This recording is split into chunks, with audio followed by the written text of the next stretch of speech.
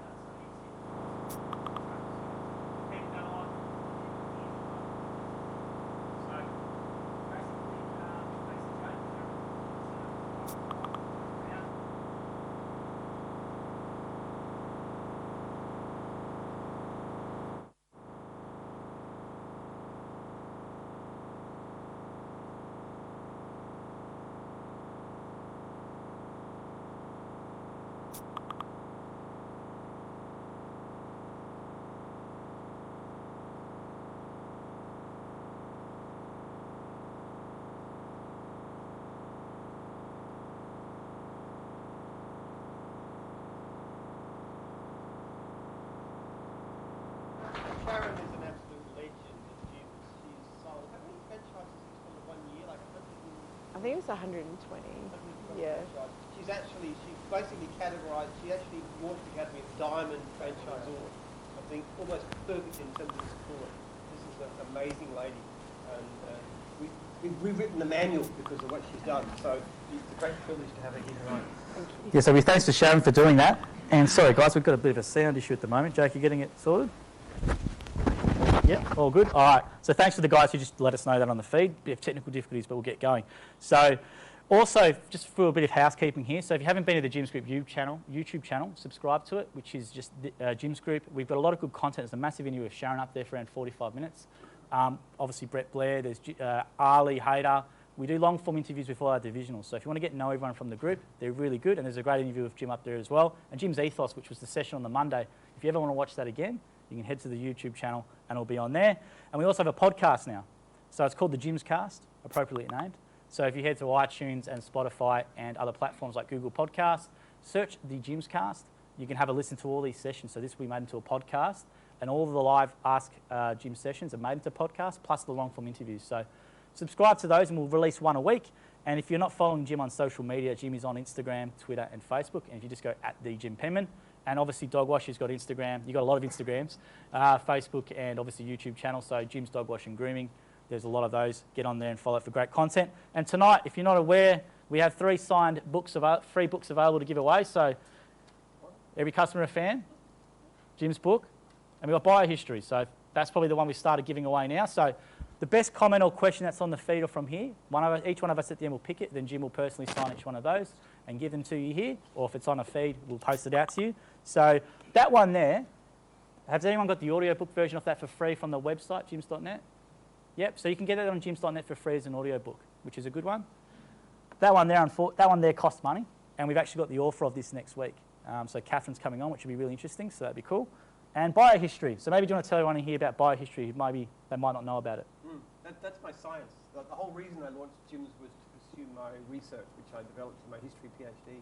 It's looking at a biological theory of society. And I've got a research program that's running that's actually testing out some of the ideas in this book. We've got some very interesting results. We think it has a lot of potential for the treatment of mental illness in particular, things like drug addiction too. So we'll give that book away, and that's something that a lot of people don't know, so we always try and mention that. And obviously there's a website for that, which is biohistory.org. Yep. They can find out about some videos explaining it. Thanks to Jake for fixing it up. There's a few people on the feed now saying the tech crew has fixed it up, so thanks for that. We apologise for the audio in the early run. So just before we get into the questions and the hard stuff, we do have a hashtag Gyms logo comp. I don't know if you've seen the logos getting around a bit. There's a lot of them. So what we thought, we'd take advantage of it and create our own generator on our website. So if you go to gyms.net and there's a logo generator. You can get on there and you can make anything you want. So I'm going to run through a few of these now. I'm going to show them to you guys, and Jake will show them on the screen. So the winner at the moment is a one called Aussie Jim's Cob Loaf. I don't know if anyone saw it. But that one's got 5,000 likes, 20,000 comments, and 1.1 thousand shares. So that's the lead at the moment, probably in the running to win the major prize. And there's 21 prizes to be won, so 20 signed books as well. So national staff and people will pick them, and we'll announce them in early July. And the winner comes down for 2 nights and has dinner with Jim and can pick his brains. And that's probably the Aussie Cob Loaf one at the moment. So what we'll do is I'll just show you a few of these user submitted ones just at the start. So here we've got Jim's Ghostbusters, a bit of an IP infringement, probably going the other way for once. That was done by I like that one. that was done by Peter Penn up the back there, who's a cleaning franchisor. Well done. And so Peter said he doesn't do much socials, but he jumped on and gave that a go, so we appreciate that one, Peter. This is an interesting one. This is probably right up there. This is Jim's cartography. And that's like supposed to be like a James Cook sort of thing there. And he says, Jim's Penman's ancestors who made maps for early settlers trying to navigate their new home opened up their first franchise in colonial Australia circa in 1790. So that's a very creative design in Photoshop, so well done to him. I don't know if anyone watches this show. We've got Jim's Kitchen Nightmares. Now, obviously, we don't have that here because the food is really good, but a nice little Gordon Ramsay style. I don't know if you've ever seen that show, Jim. Yeah, we just spends all day swearing at people and abusing them and giving them a lot of issues. Sounds like The Office. Sounds like, yeah, it does actually. No, not really. We've got a great office.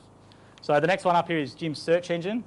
So Jim's always referring to Google and stuff like that. So why not one day maybe get your search engine, Jim? Why not? So Jim's search engine, that's a great little nice design there. So we appreciate you sending that one in. And the last one is Jim's Esports. Now this is more for the more young generation. So I don't know if people on Foxtel, you might see all these kids playing video games now, and there's a lot of money. You've got a lot of millionaires playing video games. I reckon you're probably, when you like video games when you're younger, Jim, probably 30 years too late, you'd be making millions overseas doing esports in front of everyone, being a celebrity in that regard. I probably would have played video games all my life and not done any work or anything. Too addictive. It's a good thing it came a bit later. So what we'll do now is hashtag Jim's logo comp. Make sure you keep using that. Entries close June 30. There's 21 chances to win, so just get them, upload them, and make sure you use that hashtag Jim's logo comp to Instagram, Twitter, and Facebook. So now let's get into the questions. That's enough of me yapping along. So we've got a lot of questions submitted by everyone here, which is great, and we appreciate you taking the time to do that. So what I'm going to basically do now is I'm just going to call out your name, and if you can stand up, I know you've got a copy of your question there. The mic on the mic will come across and have you read out your question to us for Jim and Sharon as well. So let's go for it, all right? So where's Stu? Stu, hand up. Cool. What division are you from, Stu? Mowing. Mowing. Cool. So yeah, my real question was around the early part of the time in the business. So moving from 82 through to when the franchise side opened up, what was that trigger point to really look at expanding the group? To become a franchise, fear. I had a business that was building up and selling lawn mowing rounds, just myself and maybe 10 subcontractors, very small. Then VIP came in from Adelaide, and this was a giant franchise chain with 250 franchisees, and they just terrified me. I even tried to sort of join them in a way and to help them to grow. When they didn't, I went and I basically gate crashed the expo. I went in and asked them what they were doing and found out a bit about them and decided I had to try and launch some competition. So that was really all it was. It wasn't some great long-term thing. And I didn't think it'd come to much, actually. I thought maybe one day I'd have about 100 franchisees. I was just quite surprised how well it worked.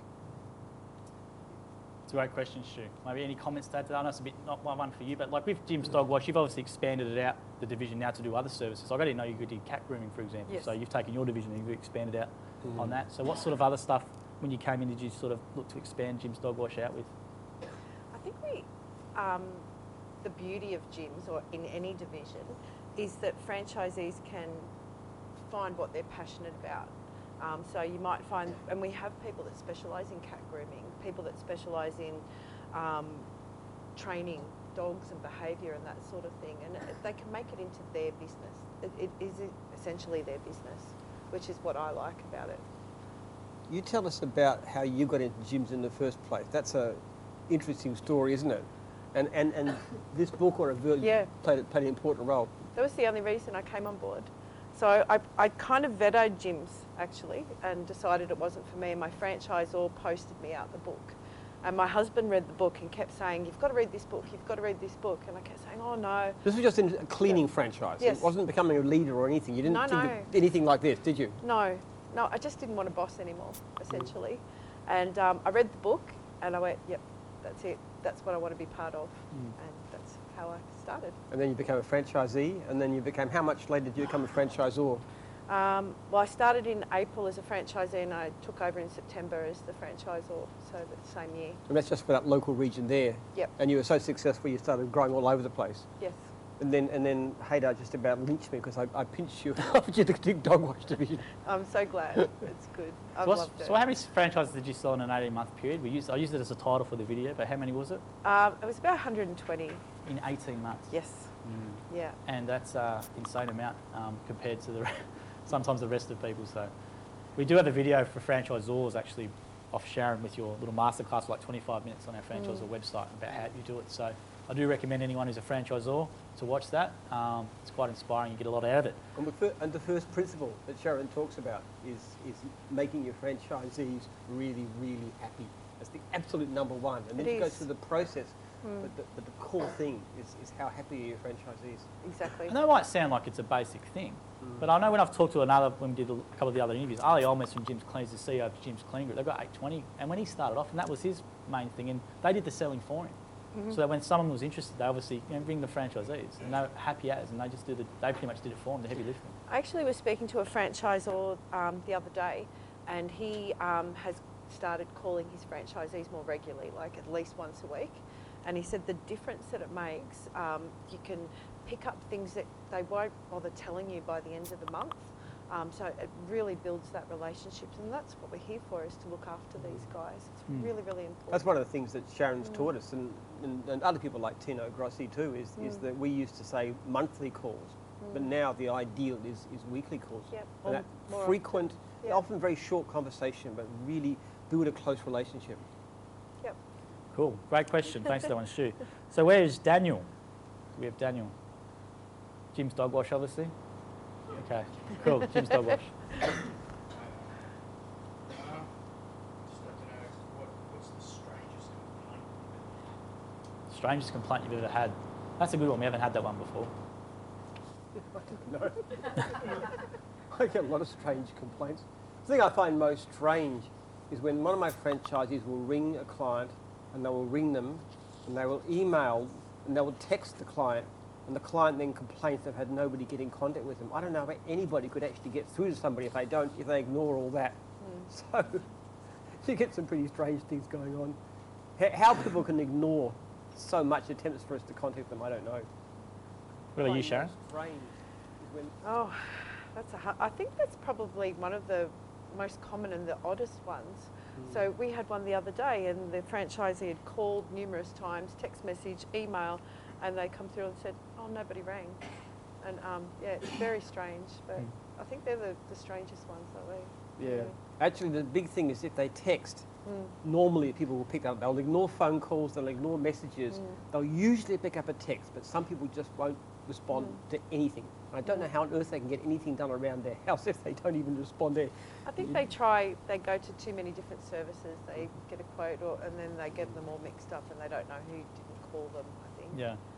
That's why it's important, obviously, to get back ASAP. Yes. Don't wait. Obviously, we say the 2-hour window, but I remember you told that story about Shane, who obviously gamifies it, and he sort of sees how quickly he can do it. I know you talk about it in your ethos as well, but that sort of attitude. Okay, so I'll go back to that question. So where is Rachel for the next one? More? Cool. All right. This one's for you, Jim. What's the first 3 things that you do in the morning when you wake up check on your business? The first thing I would do in the morning when I go is have a cuddle with my beautiful wife. I have to say, that is my first.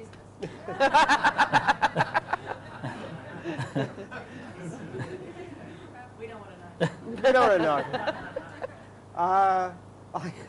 Actually, what I do is I just go online and check emails.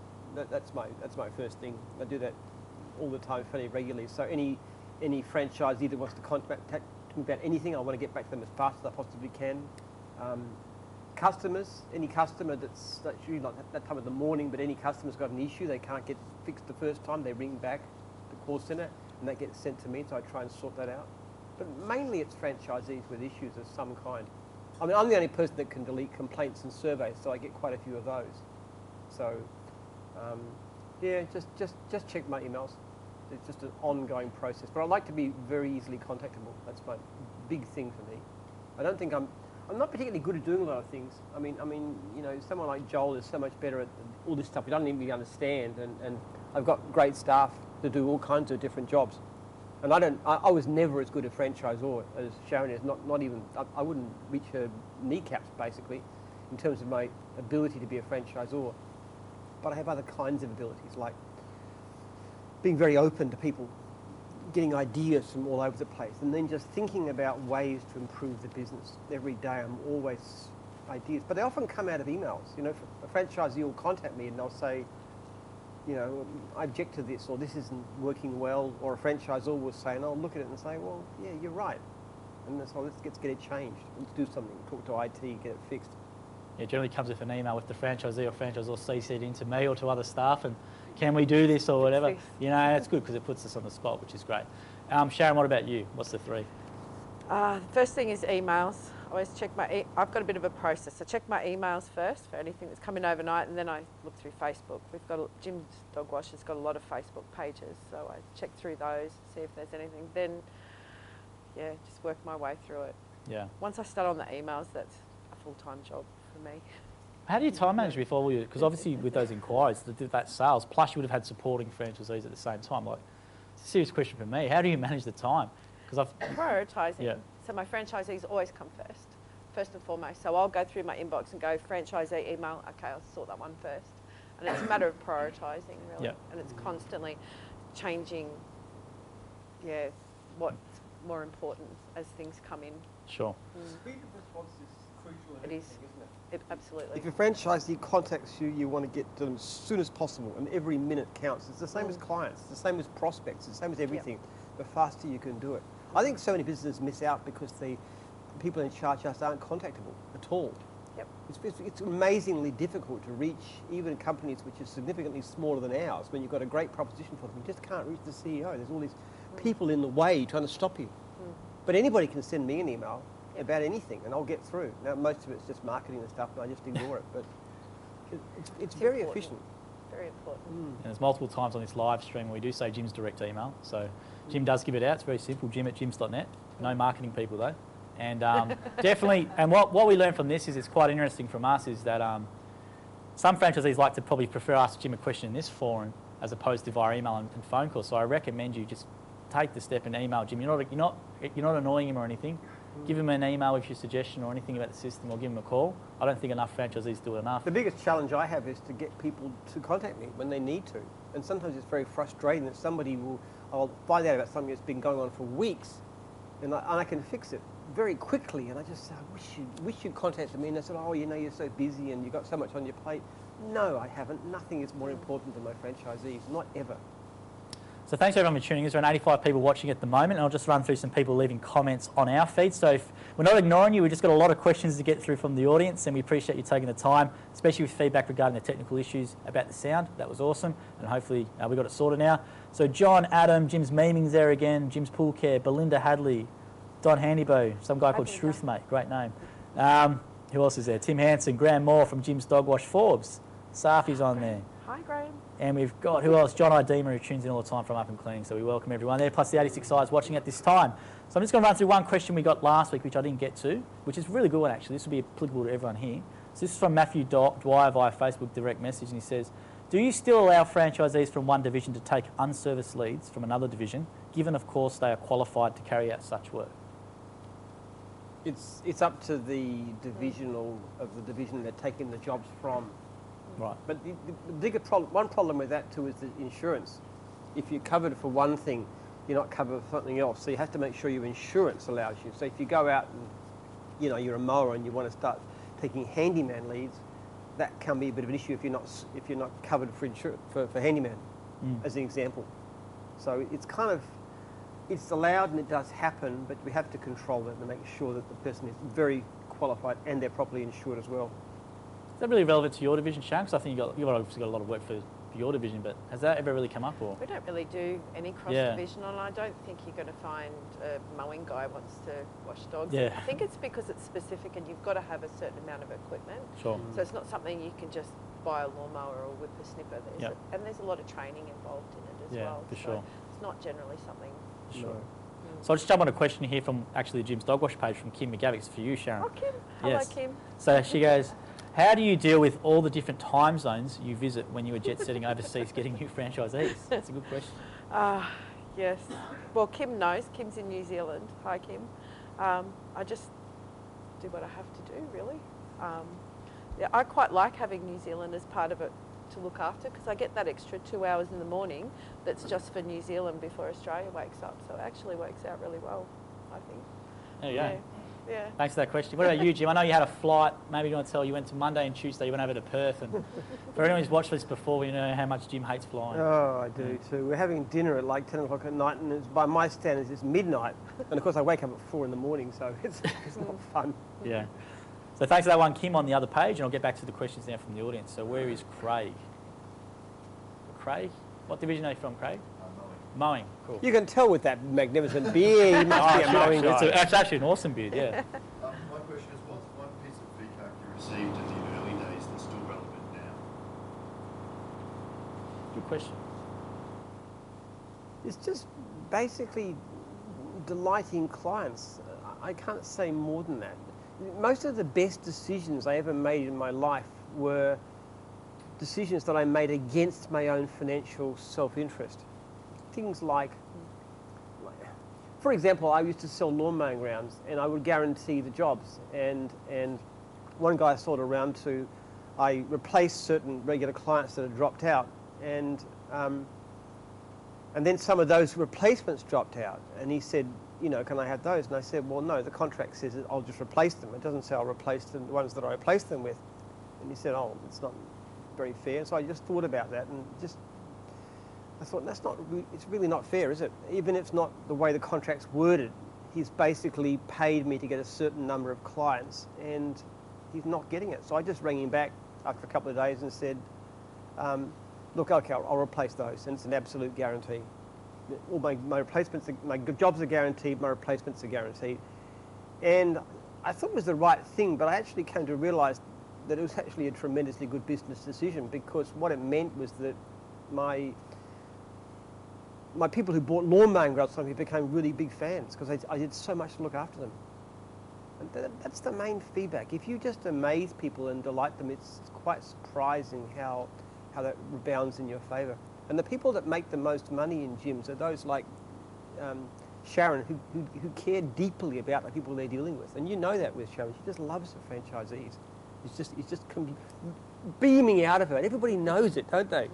And everybody talks in the whole division knows Sharon. She's such a lovely, loving person. She's like an all mother to the division, aren't you? Yes. And it works because it's real. Whereas franchisees who look and say, how can I make the most money out of my franchisees? They do terribly by comparison. I think you find if you're motivated by your heart and do what's best, exactly like you. And that's one of the wonderful things about being a franchisor. If you're motivated that way, it's the success of your franchisees that really, it's the biggest boost. I mean, the greatest thing, the thing I love getting is an email from a franchisee who's doing well. I sent out one after a month. It's my favourite job of the day, is seeing emails where somebody's doing really well and they're loving what they're doing, and they're happy, and that's just a great reward. If you want to see a bit more of extent of this, definitely check out the interview with Sharon. It's always consistent, but with the other people as well, it's very consistent, which is what I found as well. So thanks for that question, Craig. Now, Sue, where is Sue? Is Sue here? Sue's not quite here. Okay. Question. All right. Can I ask her a question? Yes, go for it. She was really wondering, Jim, when you were out there mowing in the mowing days, what was that moment when you thought about franchise? What was the actual, where were you and what were you doing on that particular day? Well, like I said, it was VIP that did it. I can't say there's anything great in terms of vision about it. I always had this attitude of just doing whatever I do better. When I was mowing on lawns, how can I do it better? How can I do a better job faster and more efficiently? How can I travel? How can I do everything more efficiently? My whole focus was on that. I didn't have any big plans for it. I never thought of this as being anything big. Even when I started the franchise, I never thought it was going to be that big. It was just surprising to me. So it was, you know, and it was just VIP, and I was frightened. I really was frightened. I thought they'd destroy me, eat me alive. What made you take the step with you, Sharon? I just sort of a bit of attention from taking the, from actually, because you worked in a health role before you took a step. So what made you take that step then to get into this business? I just didn't want a boss. Yeah. I wanted to work for myself. I had no designs to do anything. I just wanted to, and I loved it. I had my little work boots, my little work lunchbox, and I could take my breaks and I could do my jobs around Christmas shopping and all of those things that I hadn't been able to do while I worked for somebody. And I just loved it. It was the most amazing time in my whole life. It was amazing. Yeah. And it was, yeah, I just didn't want to have a boss anymore. Yeah. That was pretty much it. Thanks for that question, Sue. It's really quite amazing, actually, the background of many of our franchisees. A lot of them have, quite big corporate jobs. They're really, they're making, $150,000 a year, really good income, and they've got all the posh vehicles and all the success, and they just love to go out and mow lawns or be a cleaner. The interesting thing is that they actually probably make at least as much money because they've got the business skills internally anyway. For me, it wasn't about the money at all. It was just, the money came amazingly more than I'd ever earned in my job, but it wasn't about the money. It was about having that lifestyle and being able to be home and not be so stressed out. You had a pretty good job, though. You were a hospital administrator, weren't you? Yeah. And you told me your immediate thought was, why you didn't want to go to gyms. You thought, I don't really want to be a cleaner. That was kind of like a bit of a, Yeah. thought it was going downhill somewhere. Well, when I left, I never told anyone. I thought, and that was part of the reason why I didn't come onto gyms. I thought, oh no, I don't want to be a cleaner. But then one of my good friends said, well, you're not a cleaner, you're a business operator. And that was the turning point for me. It's not about being a cleaner or being a dog washer, it's about owning my own business. There is a certain stigma about manual work, which I think is wonderful, because it means someone like myself, who's not particularly brilliant in a whole lot of ways, can go out and mow lawns, and it's not as competitive as a lot of businesses. You don't have to be so good because you're up against people. I mean, something over 90% of people fail in their first year in a mowing business. You're not up against the highest level of competition, so it's actually relatively easy to do very well in these kinds of businesses, like dog wash, mowing, cleaning, fencing, those kinds of things. Absolutely. And any number of my franchisees have become millionaires and multi-millionaires because they get to an industry where it's quite easy to get into business and get started. I think it's an interesting time because a lot of people my generation have sold the entrepreneurial dream. That's always the tech space. Do drop shipping, do e-commerce store, whatever. But if they just need to start realising the service industries where, remember there was the book, The Millionaire Next Door. The Millionaire Next Door. Yeah? That's a very interesting book, and it's about America, but it'd be very similar. And people think that typical American millionaire is in tech or is a business corporate executive. It's not. It's people like me and Sharon, actually. They're owners of basic businesses doing basic work, and people who prosper within that kind of thing, and tend to live fairly moderate lifestyle in terms of spending, because we don't have the, there's no need to have a flash car when you're doing what we do, is there? I never had any designs to do any of those things. I just wanted to be able to pay my bills and have a good life. I didn't have those designs, and I find most people that come on board gyms, they don't want to buy the yachts and the Maseratis. They just want to have a good income and be able to pay their bills and not have to worry about all of that stuff. Often it's the flexibility too. They want to see that. Often what I hear, especially from men, I might say, is that I've got this corporate salary, I'm doing really well financially, and I've got this prestige job, but I never see my kids except the weekends, and then I'm so tired. And people can do things like pick up their kids from school, and they spend time with them and have a family life they never had before. That's what most positive things. It's the flexibility more than the income that draws them in. Yeah, no, that's a really good comment, and thanks for that information, guys. So I'll just get to some more of the comments on this. We've got 70, probably 80-ish people watching now, so welcome to everyone. If you're trying to leave comments on the other pages, make sure you jump to the Gyms Group head office feed where we're on now and leave your comment or question in there, and I'll try to get to as many as we can. So hi to Mark and hi to Jared Higgins from Gyms Antennas. So the antennas. Viviana Diaz from Gyms Photography. So we do have Gyms Photography and Videography. So Viviana, lovely lady, I met her in training. And we've got Julie Baldry who says, I've spoken to you many times, Sharon, and you're so supportive. And Julie's one of our call centre great operators over there. So thanks for that comment. So we'll get to another question here. So where's Matt? Matt. And which division are you from, Matt? Dog wash. Dog wash. Okay, cool. What would actually make you stop work? Me? Coffin. Dead.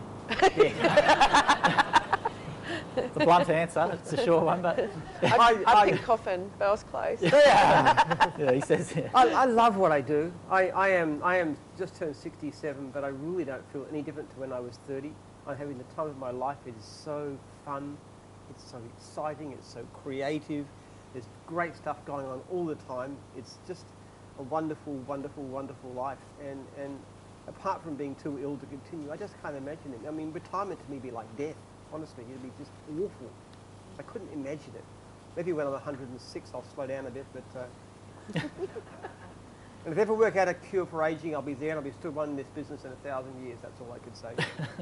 What about you, Sharon? I'm pretty much the same. Yeah.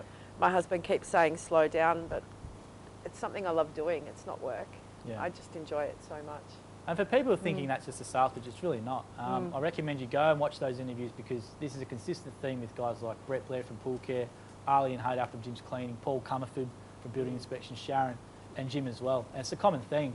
It's always a passion first, and if they're passionate about something, no matter what it is, then the monetisation, it just seems to flow. It never seems to be a disconnect if the passion is there, right? I find holidays very difficult actually because there's not enough going on. It just frustrates me. Like that long weekend we just had, it's annoying. It's like it's too much time away. It's You don't like holidays, do you? You don't like holidays at all? I don't like holidays. My worst problem is Christmas, New Year. Then you've got days and days and days that hardly anything's going on. All my staff are gone. I mean, I may pester them still, but still, it's just, it's boring. Life without work is so uninteresting. Yeah, and Jim really means that. I don't think you ever will retire. And we get that question a lot about succession plans. Like, well, it won't, he'll just keep going. And as we said, if there's a cure for aging or something, he'll be the first one lining up. All right, so I'll run through some more of these questions and comments on the other pages, so thanks for leaving them there. So Colin Harper goes, what is the process of research to select a new territory, particularly regional towns? So I think Colin's in a regional. I think he's been on the edge for a while now. He's a regional area. He's sort of saying, well, what research or what sort of can help me make that jump? Is there how to decide if there's enough work, etc.? I'll have a look, depending on the division, have a look and see how many providers there are in that area. Like I know a lot of the regional areas for dog wash, you find most of the salons are fully booked and they're not taking new customers, which is a good sign that there's a demand for it. Same with any division, I guess. You can usually figure it out fairly well. Like when we started the dog wash, test and tag division, there was a guy who was working in Albury-Wodonga, testing and tagging. And so we looked at that and you said, well, if he's busy in Albury-Wodonga, we could fit like 100 test and tag people in the whole country. So that's a decent division. But the funny thing is we've got 5 people working in Albury-Wodonga now full time. So it's kind of like, that's how you can work it out. You see how many you've got. But in actual fact, the upper limit isn't usually clients. There are some divisions like painting is one example where it's close enough in the winter, that is a limit. But usually it's simply our ability to attract and keep quality franchisees. And what is the potential of dog wash? We've got 107, 10? 12. 112, right, you know. But I mean, 1 in 3 Australian families got a dog. And they like to wash them. And no matter how many people we have in an area, there's always more. In fact, the more franchisees you have on, the more you tend to have surplus work available because those big bright red trailers. So we think the potential for dog wash probably at least as big as Mowing, which is about 1,900. Eventually. Eventually, yeah. That's our plan. That's that question. So we've got Pete and Alison tuning in. I'm just going to read some comments here. Pete and Alison are they from NZ? Yes. Pete and Alison tuning in. Yep. Naomi as well. She's saying hi, Sharon, from Jim's Dog Wash Albury. And we've got a question here from you, and he goes, after your comment last week about your wife's cooking, has she cooked for you since? I don't think she's dead. No. So for those who didn't see last week, we had Jim's wife Lee, who's a very lovely lady, very smart business woman, and halfway through it we got onto about cooking. Lee cooks well. She just doesn't cook what she eats, that's all. What she eats is something different to what she cooks for us. She can actually cook quite well a meal that she couldn't possibly want to eat. It's very strange. So she might actually, I mean, this is what a martyr my poor darling wife is, that she sometimes cooks 3 different meals for the family. One for her, one for the kids, and they like things like pasta, one for me, and I prefer things like eggs and peas and things like that. So it's a tough family to cook for. But I wouldn't denigrate her cooking skills. She's wonderful there like every other way. No, she's a lovely lady, and I recommend that was last week. So if you want to know a bit about Jim's wife, Lee, there was on the show, and she's a really smart business lady as well. So we've got a question here from Paul. Where's Paul? Which division are you from, Paul? Mowing. Mowing. Cool. My question, both business or personal, what advice would you give to your 18-year-olds? Good question. Haven't had that one before. There's a lot more potential in mowing than you think, in lawn mowing. I was sort of doing gardening and stuff at that age. I've had a continuous gardening business since I was 18 years old. I got it the year I left school, in 1970 in fact. I got a few jobs working at $1.50 an hour for some people around the neighbourhood. And that gradually built into my lawn mowing business and went to there. But, you know, there's so much potential in business. I would say business is a great way to go. I intended to be an academic, but business is just fun. I never thought of being in business when I was young. Never had any idea of it. You know, kids these days, they talk about, am I going to be a lawyer or an accountant or, you know, a teacher or an academic, or like all these professions. But business is where so many of us end up, and it's such a wonderful area to be. Why wouldn't I think of business? But I never did. Never crossed my mind of being in business. Never crossed my mind of becoming wealthy either. I just didn't think about it. What about you, Sharon? I'd ring Jim up and say, can we start dog wash? That's what I would have done when I was 18. Yeah. Instead of, you know, doing all those other things, same as you. And I think this is where I was meant to be. That's probably relevant to one of the questions that just got come through from Tanya Teal. And Tanya, hello. Tanya, yeah. Tanya's gone, how many divisions has Jim worked in? Was it just mowing? And I love how passionate Jim is. So that goes for you, Shane. Maybe where did you start off originally? I started in cleaning first and then moved over to dog wash. Yeah. So only the two. I haven't really done much except for mowing as a trade. I tried carpet cleaning, and I'm sorry to say, I just hated it. I'm not knocking anybody who wants to do something different, but I love the outdoors. I love trees. I love grass. And actually, when I can, I go out to my farm and I dig potatoes for hours on end. I just love that kind of outdoorsy stuff. It's my nature. So that's why when people want to know what business to go into, I always say, don't ask me about the money. What do you want to do? You know, dog wash people have got to love dogs, and that's an obvious thing. If you don't love dog, you never ever should go into dog wash. And I think the same thing with anything. I was spoke to Hayder about this, and I said, Hayder, how could you be a cleaner? Why wouldn't you want to be outside, you know, in the fresh air and the sunshine? He said, you've got to be kidding. You're getting rained on, it gets too hot and it's too cold. Cleaning is miles better than that. So you got to do what you love. I love being a franchisor. I think that's the perfect, most great job in the world. Yeah. It's a great question. So where is Sammy? No one from Sammy. And you're from the Jim's Cleaning Group? My question is, what's that next big division? Next big division, Jim? Big division. What's the next big one? I don't know. Actually, there's a lady here for franchisor training we're talking to about Jim's legal. I would love to do Jim's legal. I think it could. Because I think the legal industry is one where people, and I know from experience you've got some incredibly great ethical lawyers, and you've got some of the worst, I don't know how to describe them, scumbags. I'd hardly say they were human in the legal profession. If you could do the legal system legally, sort of ethically, looking after the genuine interests of your clients. We had one case where a franchisee wanted to get their, they had a claim to get the money back from the franchise that they bought. And it was a good claim. And I actually said I'd support you in this claim with the franchisor. Now what they did instead, they went to see a lawyer who said, listen, the smart thing to do is to sue your franchisor and sue Jim. Not ring me up and ask me, how can we help you to solve this? Just sue. So they started the legal course. Eventually it was settled at mediation. They got the $35,000 back from the franchisor, plus another $5,000 we kicked in just to sweeten the deal. But the legal fee was $100,000. And I felt sick when I heard about that, because it was just unnecessary. It was stupid. This wasn't even going to court. This was just settled at mediation. It was a case that could have been sorted with a phone call where somebody just showing some decent humanity instead of ripped this person off. And what made it worse, it wasn't actually the franchisee, it was the widower, because she died. Not because of anything to do with us, but she died, and he wanted some future for himself and his family and his kids. And I see that kind of thing, and it goes on all the time. But sometimes lawyers can be wonderful people, and we want to actually have, I'd love to have Jim's legal a system where people could know that they would be treated fairly, and somebody would look at the interests of the client first.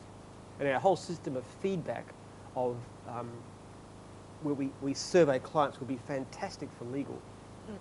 Because you can look through and you can see, we actually see what the response of clients is to what this person's done. And if somebody went through that experience, why would anybody else want to use them?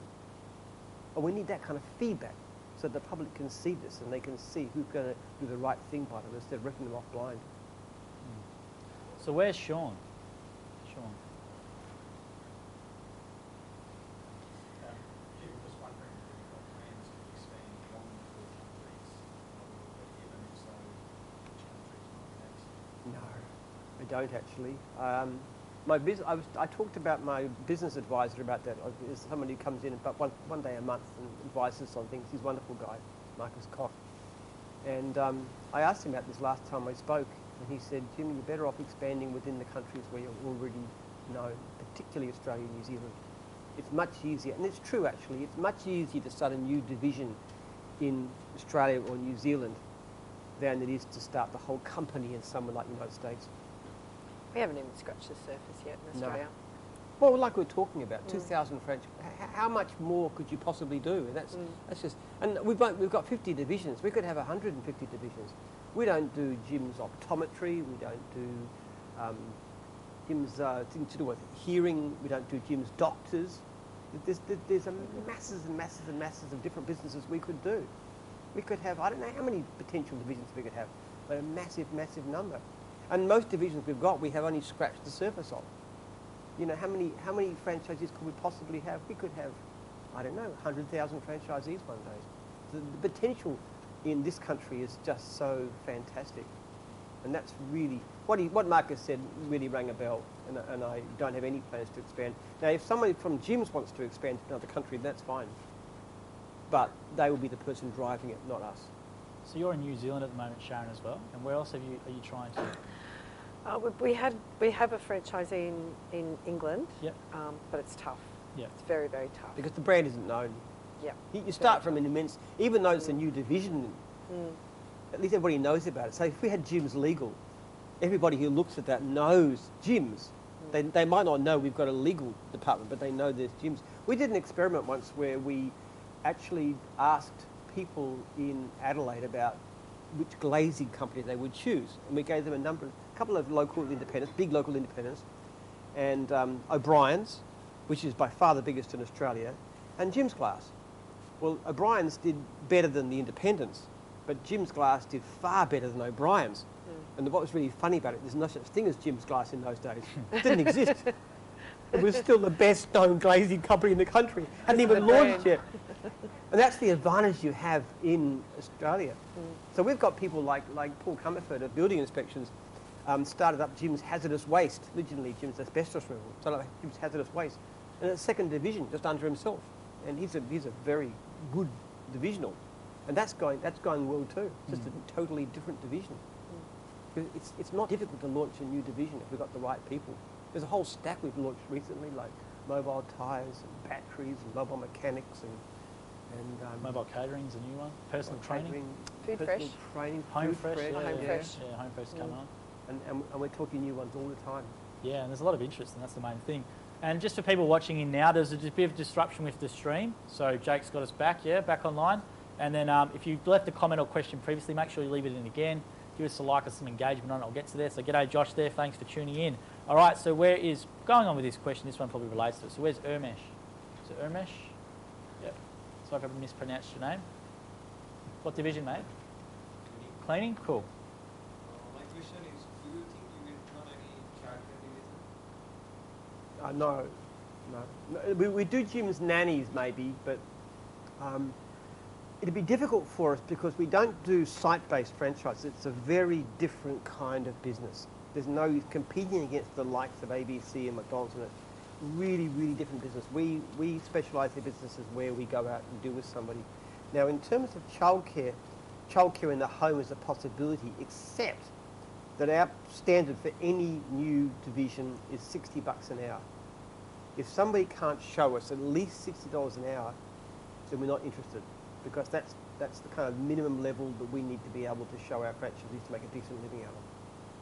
Yeah, and the way we do it, we generally get a question all the time, why don't you start up this, why don't you start up this? So if anyone's watching, you've got a new division idea, we probably prefer if you're already doing it, then you come to us maybe if you want to look for expansion. So we do get messages a lot like that. So thanks everyone for tuning in again. So we apologise for the live stream once again. So we've got Josh, John, and Jim Stiggers is gone. Here, Jim Stiggers enjoying the session, hearing from the gun and the guru, referring to you guys. You even timed us without... The gun and the guru. I was You're trying to work out who was who. Yeah, you can work out which one's which. Why am I the gun? Do I look like I shoot people all the time? No, the gun's like I think you're the guru. Yeah, it's like a jet. Are you the gun? Gun's a good thing. Gun's It's a good thing. It's like a jet. Someone like to call it, someone's good. So who's the gun and who's the guru? We all have to ask Jim Stiggers Australia, whoever's doing that. I think it might be Paul. I think you're the guru. Am I? The guru of mowing. Yeah. I don't know. But you're the gun. I don't know. We'll both call you gurus. So basically it says you even timed us with our national conference and have extended our FSO conference included. So they're up there at their franchisor conference up in, I think, near Newcastle. So we'll get into another question here from John J. Where is John J? I think John's got jet lag. He's from Canada and he's asking you, Jim, this question. When are you going to fix the Canadian mowing website? So when are you going to fix the Canadian mowing website? Sorry, mate, that's the question. I don't What's wrong with know it? what's wrong with it, actually. Yeah. I know they're getting involved with it a bit. I know Peter and what's the other guy over there? There's two.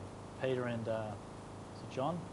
Joe Bader. Sorry, Joe Bader. Joe Bader on the island. So I know they're dealing with Melissa and that regarding it. So maybe send us through what the issues are, and then we can have a look at that from a user experience and design point of view and make some recommendations. But I don't really. I know it's up and running, so I don't know what the issue is exactly. I don't know the issues. The best thing is to email me and say what it is, and I'll find out who's responsible and take it up with them. Yeah. Okay, so where's Marco? We've got a good question from Marco here. Jim's cleaning. Just wanted to know, what's the next step in your research program? At the moment, I'm actually looking for a research head offering a professorial level salary. If anybody's got a basic good neuroscience degree, PhD, couple of $100,000 per annum to lead a major research program into the neurobiochemistry of basically to do with mental illness and stuff, using pheromones and epigenetics. So at the moment the research isn't going very strongly because we haven't got a head, but I hope we'll find somebody in the next couple of months and really make it go. And the good thing about it is that I launched this Psychology Institute, ISM, which teaches psychology, and it's actually drained me for years. But this year we should actually make some money, and any proceeds I get go straight into the research fund. So I'm hoping next year we'll be able to put a couple of $1 million a year into this whole process. It's very exciting, actually. There's some wonderful things. We've had some great results with pheromones and things that I think could be very, very major. There's some stuff I'd like to try myself that we've identified that as being potentially useful. Yeah, it's a great question. I detect a bit of an accent. Where are you from? Or is it from South Africa. Oh. If you're interested, grab a copy of Biohistory before you go. I'd love to talk Biohistory. What about you, Sharon? Outside of your work, obviously Jim's passion, and that's what drives the vehicle. So what passions, I don't know how you have any time to have any hobbies, to be honest, but what sort of passion outside of work, or is it just fully Just work. Just work. Yeah, that's my interest. Yeah. That's it's the challenge and the improving and getting better, and I'm always looking for ideas and get feedback, and always looking for different ways to make it better. Yeah. And that's it. No worries. Yeah. So I've got another question No here coming through from you on the live stream. So you've gone for you, Sharon. He's gone, you were successful in cleaning and then moved to dog wash, and you were very successful in that division. What's next for you? Dog wash. Dog wash. Yeah. I don't know where I'll be in 5 or 10 years, but I'll be in gyms in one capacity. I'm not going anywhere. Yeah. I envision I'll still be in dog wash. If I'm not, I'll be somewhere else in gyms. Yeah. I'm not going anywhere. That's good to hear. Okay, so I've got a question here from Julie, which is one we haven't had before at all. Is Julie here still? Cool. Hi, Julie. Julie from Jim's Dog Wash. Boy, these dog wash people like to say, don't they? Yeah, we love it. Hi, Jim, Sharon, bit off the subject. Do you have a tattoo tattoo. No, I do not. And I told my 15-year-old daughter's taught about getting a tattoo, and I said, not on your Nelly, thank you very much. Well, you'd love that, like a nice little... She's a wonderful girl. She's a great church goer and everything else, and plays a leadership role in the church with the youth and everything else. But she has this idea of a tiny tattoo. I didn't know. That's not the way we do things. When you leave home, you can do what you like, but not until then. No way. Well, you, Sharon? I might have some.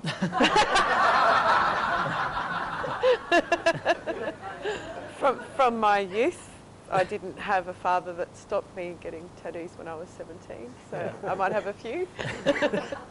We actually get sent quite a lot on social stuff. People get Jim's tattoos, believe it or not. So I've seen a few off their head. I've seen Jim's going to send it. I've seen like Where's Jim as a Where's Wally parody. I'm serious. Like we've had these sent to us and shown them on these. So it's quite interesting to see what people will put in themselves. But if you want to put a Jim's tattoo on yourself, do it, and I'll definitely show it on this.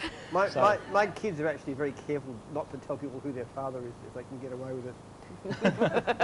I don't want to be identified. Yeah. So I'll keep going here. So we've got a question here from Melanie. Where's Melanie? And this is a good question. Hi Jim, I'm Marco's wife, and our kids would be on the same page as your kids. No tattoos in our house. So my question is, what influence does your Christianity have on your vision?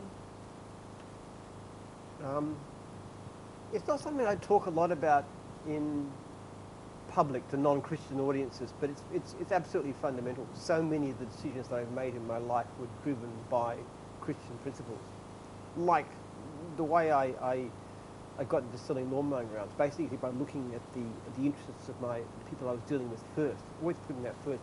It's a very simple decision when you have that basic belief system and you know what's right and what's wrong. This is right. And it doesn't make me a perfect person. I'm very far from that. I get irritated easily. I'm impatient. I can lose my temper a lot, and I do things I shouldn't do. But I don't deliberately do things that in the Christian sense would be wrong. In actual fact, strangely enough, and I know this, I don't want to be offensive to people who don't have that kind of beliefs, but Jim's is in essence a very Christian organisation in its fundamental outlook and values. This whole notion of service, we do not see, myself up there and then the franchisors and then the franchisees as being like a hierarchy. If anything, it's a principle of service. And it's Jesus washing his disciples' feet, and it's saying, I'm here as the servant of my franchisees. I'm here to look after them. That is my role. I'm not their boss. They're my client. And it's completely fundamental to the way that Jim's works. In actual fact, when people look at our culture, which is very unusual in that way, Sharon is a wonderful, wonderful example of that, because she lives and breathes it in the extreme degree, but it is quite widespread amongst my franchisors that they really care about their franchisees and they see themselves as dedicated to making them happy and looking after them. That's a great question. I love that question. Thank you very much. Definitely, whatever book you want, you can have. I don't know if you add to that, Sharon. Maybe, I don't know if you add to that at all. I can't. Yeah. That was amazing. I think that's what attracted me to Jim's in the first place. The culture. It's all about looking after franchisees first and foremost, and that's really what I got out of the book and why I came on board. That is the wonderful thing about that book, actually. It's people who read it and say, this is the way that I think, this is the way that I feel, this is what I believe in myself, are going to be the best people to come into Jim's, the best franchisees and the best franchisors, if you accept those values. Jim's is a very strong culture in that sort of sense. It's very extreme. It's very egalitarian in a certain sense. You know, with the only franchise system in the world that allows franchisees and franchisors to veto changes to their own manuals. Things like that. It's unusual, and that's that whole ethos of service that we hear. And I see that as, outside of biohistory, which is a larger game, but in terms of business, that's always my first priority. And even when I'm fanatical about customer service, people get very upset about this because I'm pushing for customer service and I refuse to take out complaints if there's no proof and all these things. But I always say, when people object to that, I always say, listen, the reason we do this is because we have to drive customer service. Because if we drive customer service, we get more leads and you're going to make more income. It's always driven by the interests of the franchisees. Do you want to talk about that a bit more, maybe with how the customer service, what you're trying to do to improve that on the back end? Because obviously there's other competitors in the market and they obviously spend a lot of money on the digital, more advertising space to get that lead in, but they seem to lack it on the end of the process where we're the reverse. Whereas obviously we have the work, but that process there is where the resources are really put into. So maybe you want to go on a bit more about the customer service standards you're putting in and the stuff you want to do to improve it. Well, we're doing a whole lot of things just right now. We're developing a program, Jim's Jobs, which has been around for a while, but we're making it sort of like a platform that you can carry with you, mobile and so forth. And we want to be able to do things like be able to let the franchisee know they haven't called back a client, for example. Give them a reminder you haven't called this client back. And if they do ring them and can't get through, they automatically just hit a button and it sends out a text. And it just reminds them and communicates with the office and so forth. So technology is a large part of it, actually. The survey system has been wonderful. I love the survey system, mostly because it's fairly positive. Most of my franchisees are actually doing very well. And if I see somebody with a 4.6 star rating, I know it's the person I would recommend to anybody. Most of my franchisees are working on that sort of level or better. So it's been wonderful. And then the few who aren't, the minority who aren't, you know, we pressure them. To be quite blunt, we pressure them. And sometimes they don't always like it.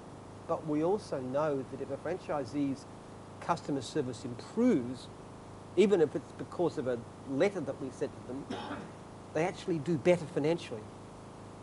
So always going for looking after your customer. If you're a franchisee, you look after your customer. If you're a franchisor, you look after your franchisees.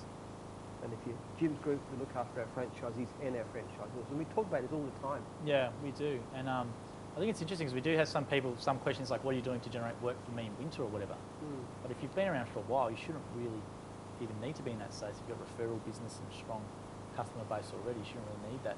And that's why people get annoyed with you a lot on the back end because you're so fanatical about it. Because I know because I sit in the same office, but you're that firm and passionate about it because you know that short-term pain is for the long-term gain in the future of everyone.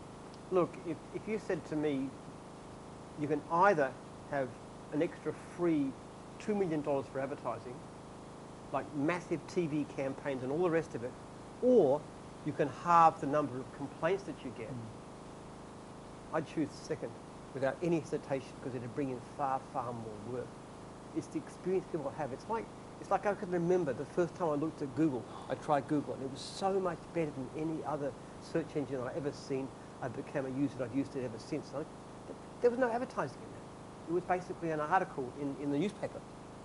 And the same thing with us. If we give great service, if people have a great experience of gyms, either as a franchisee or as a client, then more people will want to come in. And that person will bring us back. And what you often see, actually, people who book one service, they have a good experience, they'll book service after service after service after service. And some of those can become regular too. So that's how we look after people. And I know that I get even annoyed at people at times because I get a lot of pushback on this. And I'm often told that I'm hypocritical because I push customer service so much and I don't think of the stress that I'm causing franchisees. And I always say the same thing. Yes, it is stressful to get a complaint, and when I won't remove it without evidence that it's wrong, that's stressful too. But it's a lot more stressful when you can't pay your mortgage or feed your family because your business isn't going well. And that's always my first responsibility. You know, when they talk about happiness in life, you know, the first thing people have got to have is financial security. If you don't have financial security, everything else can be good, but you've really got strife. But if you're financially secure, if you're making a decent income, then other things like relationships and community and sense of purpose and those things come in. But there's got to be financial security, and that's my first and fundamental goal. I want my franchisees to be financially secure, and that means we've got to push customer service. What about you, Sharon, from your point of view? Because you're obviously really great at generating leads online. You've got obviously a lot of Facebook pages and you do really well in that space. But once you get that customer in, how have you sort of changed the division from when you've come in regarding that customer service standards? Done a lot of work with that. Yeah. Our product review, I think it was 4.3 when we took over. So just educating franchisees, the selection of franchisees has been a little bit different as well, but really rewarding them and helping them and giving them guidance and tips and ways to improve it, so that I think we're up at 4.5 now on product review. Wow. We're 4.7 in gyms now in the star rating, which is really good. I've got a question But from that, yeah, that's been a big challenge, and just helping the guys see the value of it has been amazing, and Dog Wash has really lifted. Yeah. Since I There's a took big over. difference between gyms and other companies, and we know this through Gyms Plus, because we give out our surplus leads to other people. Now, most people do have a relatively good experience, but they're 2.5 times more likely to get a poor rating, our independents, than our guys are. Okay. It's something like 8% of our franchisees get 1, 2 or 3 star ratings, and it's something like 18% of the independents. One of the questions from Derek Big Spice difference. who's coming, he's gone, Jim, how important do you think product reviews 4.7 rating is from 3,000 reviews for the business in general? How do you think that helps us? Which is great, 3,000 reviews and 4.7 star Amazing. rating in general for People gyms. look, they do their research, Yeah. they'll look at those. On the whole, our service is good. There's no question about it. That's why we do so well. It's not that we spend a lot on advertising. We do very well. And 180,000 unserviced leads last year tells you that we just can't grow fast enough to cope with the incredible growth in demand for our services. I know Dog Wash has got a major problem. Yeah. I was trying to get my dog washed, and I was lucky Kate could do it. She's the Could do only it. one in this area who could actually take any extra work. She's good. And she's Very wonderful. good. Yes. I think a lot of the complaints are time. I found that with Dog Wash. Didn't call back in time. Our guys get too busy. So helping them learn how to get the work that they actually need, and educating, that was our biggest complaint. Was, people get 15 leads a day and they'd get 12 complaints. Oh, So, really? Yeah, so we've made a lot of changes, and that's why we're so high in our ratings, Jim's group, because when I was working as a cleaner, I got a lead once, and I had finished and was collecting my money, and somebody else that they'd call for a lead, inquiry at the same time was just ringing, and that's why we don't get as many complaints, because we're prompt. We call people back straight away. We get in there and do the job. Yeah, thanks for that. So there's a few people on the feed here now tuning back in. So sorry for that interruption. Don't worry about it, Jake. It's a tough job down here because we generally do it in the office. So the office is a lot more safe because we don't have to move things around, and obviously we've got the PA and all that sort of stuff. So things can go wrong, but we thanks everyone for tuning back on the feed. And I'll just jump to a few here. Matt Wilson says, g'day from WA. Nenad is tuning in from the Gold Coast, sending my regards to Andy Batt. So Nenad, welcome there. Anil Kumar has just done the training. He's looking forward to joining the gyms group. I think Anil done Jim's batteries. Really good guy. Graham Moore says, you're the best, Sharon, you rock. Then we have Thanks, this Graham. Jill Roy on there as well, going Jim's wingman. I don't know what that means, but we'll take it. Jim's wingman. Jim's There was- wingman. there They're was a always video. saying Jim's wingman services. We're probably doing it for 4 weeks, and these guys have been jumping on there. Did you see that video? Which And one? Some guy got a cake with Jim's wingman. Yeah, that's the guy. They Oh. sent it to us on the Yeah. social pages. Yeah, I So saw yeah, if you're going any good, they shouldn't need a wingman anyway. So yeah, you might need to improve your skills in that area. All right, give it a bit of a shot at it. That's all right. Okay, so one here more. Josh Elms coming through. Got a few comments in here. So David McDonald's gone. Can we get a Jim's dog wash in Horsham? Do you have unserviced leads up in Horsham? Where's Horsham? Horsham's in Country Vic, probably north of Warrnambool, probably 300. I'm sure we 200 need someone there. Whose area is that, Andy? Western Vic. Western Vic. Oh, Andy's working on that, aren't you, Andy? There we go. So Andy's up the back saying he will. Yeah. So Josh Elms is tuning in here. Let's get through a few more. He's gone, I've been in mowing for 10 years and 5 splits. So Wow. maybe you want to tell people what a split is, if you don't know. Split is when you've got enough regular clients that you can actually sell off half of them, and or whatever number it is to somebody else to get going in business, which is a great one to buy because it's a great way to get started with plenty of clients. The nice thing about it is that he actually would have received significantly more income from his splits than he's ever paid us in fees. Yeah, and that's a good point, actually. We do have that. It's hard for people to understand that when they first come in because they get told that from the franchisor, but that's really true. So essentially he's paid none. Less than none. Less than none. He would have got a rebate. He would have got paid for being in gyms. And all these splits he's done, it's all the work that we've provided for him, Yeah. builds it up in splits, which is great. And look, I know some franchisees who split every year. I mean, that's great to do 5 splits, but Yeah, that's really Good good. And I think stuff. Josh is up from Ballarat, so that's in a regional area as well. yeah. Plenty of work. We love franchisees who do splits. It's fantastic. It's great for them and it's great for us because they start with a brilliant run. I know Test and Tag does that a lot, actually. Test and Tag businesses can be worth 6 figures good established business. So they have a massive commercial client which might be worth, you know, a large amount of money every year. So they've got multiple residences and it takes a long time. So definitely there. Okay, guys. So thanks for Jake for the feed. I know there was a bit of disruptions tonight. Don't worry about it, mate. All good. Now, thank you for everyone for your questions as well. We really do appreciate it. I know Jim will hang around and ask him any more questions off camera, and so will Sharon as well. To find more about Jim's Dog Wash for anyone at home, just Google Jim's Dog Wash. There's a great interview with Sharon on our YouTube channel as well, so head to the Jim's Group YouTube channel.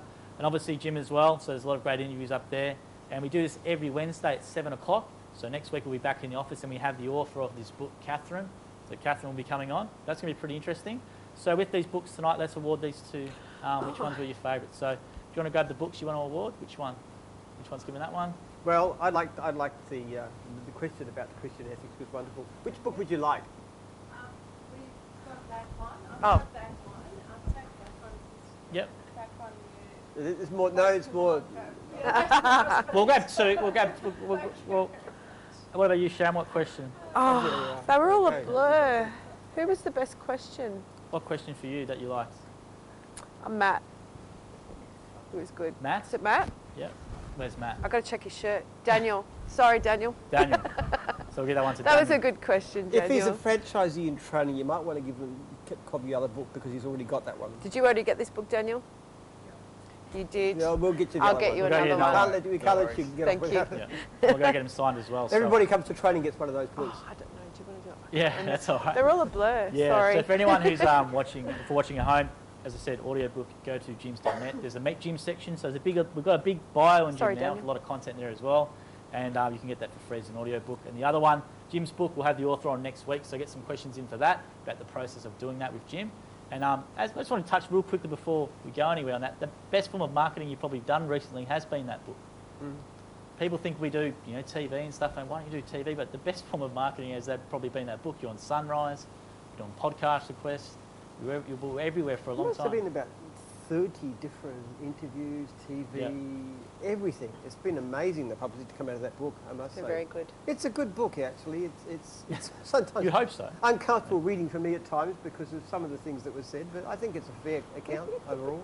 Some stuff I wish he hadn't put in, but still, that's... Yeah. That was the brief. That was the brief. I did say warts and all. Well, Sharon will talk more about that.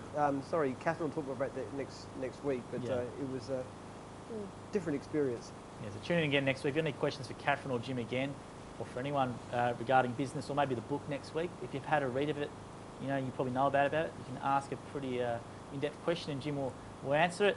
Big thanks to Mike on the mic and to Jake as well for sorting out the technical difficulties. Not easy bringing our whole Thank setup you. down here, and there can be some issues sometimes, and we thanks for people being patient on the feed and letting us know about the audio issues at the start. We'll try and rectify this again for the next 3 weeks when we do another live one in this sort of setting with people from who come to our training. And thank you for hanging around and listening to us up here. I It's hope also you learned a bit opened more about outsiders Jim. too. If people want to come in Yeah. and watch these things, just We let have us know. someone Every here. third We week have someone we'll from be the member of the public, Yes. which is a first. here. Woo! Well, Yeah. you're So going thanks. to Yeah, so man with the Star Wars. Yes. Good work. Thank We're you. actually, you gave us an idea. We actually looked into the possibility of having these things in a different area, like in somewhere like Geelong or Ballarat or somewhere like that. Maybe. Or the Melbourne Royal Dog Show. I believe that there's one coming up. Yeah? Joe Marsden's going to send you an email soon. That'd be a great spot for the we dog don't show. mind, we don't mind doing it. I think spreading around and getting a bit of a different audience. It's fun having a live audience. Yeah. Well, I think because we cover a lot of ground, because we do this probably every week for an hour, trying to get some more different questions, but I think trying to mix it up a bit, so it's great that you've come in. I appreciate you doing that. If anyone's watching let's say we do this every 3 weeks down here, you can come in and watch. You can also, Jim will answer any questions after or during the show. And if you are watching from a regional area, maybe if there's a bit of interest, let us know, and we can definitely hook something up. And that could be local business people in the area, it could be anyone who wants to meet Jim or whoever. If you want to kick in $25, we'll even feed you dinner. Let us know in advance. Yeah, so every 3 weeks when the new franchisees come down for training, we do this, and members of the public are welcome, and that's Foothills Conference Centre. It's in Mooroolbark, Victoria. So we thank you for watching, and we thank you for hanging around and being very patient. And thank you very much to Sharon, and thank you very much for Jim. I know you were probably nerve-wracking doing this, and it's not a very easy environment to do it, but we appreciate you doing it. That's good. And also thank you, Jim, for hanging around and doing this. And hopefully if you've got a question for Jim or Sharon, please ask him as well after the live stream. thanks everyone for watching. We apologise again for the technical difficulties. We'll try and cut this up and re-upload it as one. And next week, Wednesday, 7 o'clock via the Gyms Group page. If you left comments and stuff on the other pages, we're not ignoring you. We just can't see them tonight. Probably more of a live interaction with the audience with the questions. However, we'll get back there and respond to any. And we'll try and get any questions left on there, put up to Jim next week. So thanks again for tuning in to hashtag Ask Jim. Make sure you go to gyms.net and use our logo generator. There's hashtag Jim's logo comp still going. June 30 closes.